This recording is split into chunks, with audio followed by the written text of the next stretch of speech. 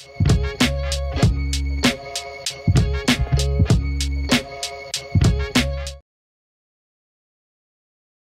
ప్రాక్టీస్లో చాలామంది మోకాళ్ళ నొప్పి వచ్చిన వాళ్ళలో ఈ మార్కెటింగ్ ఫీల్డ్లో ఉన్న వాళ్ళని చూస్తుంటాం. మార్కెటింగ్ అనగానే ఇక్కడ నుంచి అక్కడికి, అక్కడి నుంచి ఇక్కడికి, ఈ క్లయింట్ నుంచి ఆ క్లయింట్కి, ఈ కస్టమర్ నుంచి ఆ కస్టమర్ దగ్గర తిరుగుతూ ఉండాలి. కాబట్టి వీళ్ళలో ఎక్కువ నడక లేదంటే ఎక్కువ ట్రావెలింగ్, వీటితోటి ఎక్కువ నడకతోని నిలబడి ఉండడంతో మోకాళ్ళు అరిగిపోతే ఎక్కువ బైక్ మీద ట్రావెల్ చేసినా, కార్లో ట్రావెల్ చేసినా కూడాను స్పైన్ పెయిన్ వచ్చే ప్రాబ్లం ఉంది. సో ఈ మార్కెటింగ్ పీపుల్ అందరూ కూడాను మీరు గుర్తుపెట్టుకోవాల్సింది ఏంటి అంటే, మీ స్పైన్ పెయిన్ కానీ ప్లస్ ఆల్సో మోకాళ్ళని కానీ మీరు కరెక్ట్గా కండిషన్ చేసుకొని మీరు మీ జాబ్కి వెళ్ళాలి. అంటే ఇప్పుడు మార్నింగే స్పైన్కి సంబంధించిన ప్లస్ ఆల్సో మోకాళ్ళకి సంబంధించిన ఎక్సర్సైజ్ చేసుకొని దాని తర్వాత మీరు ఎప్పుడు ఎక్కడైతే అవసరం లేదో అక్కడ నిలబడకండి, ఎక్కడైతే అవసరం లేదో అక్కడ వాక్ చేయకండి. ఎందుకంటే మీ జాబ్లోనే చాలా వాకింగ్, చాలా నిలబడ్డ ఉంటుంది. కాబట్టి అవసరం లేని చోట మీరు తప్పకుండా కూర్చోవాలి, అవసరం లేని చోట మీరు తప్పకుండా రెస్ట్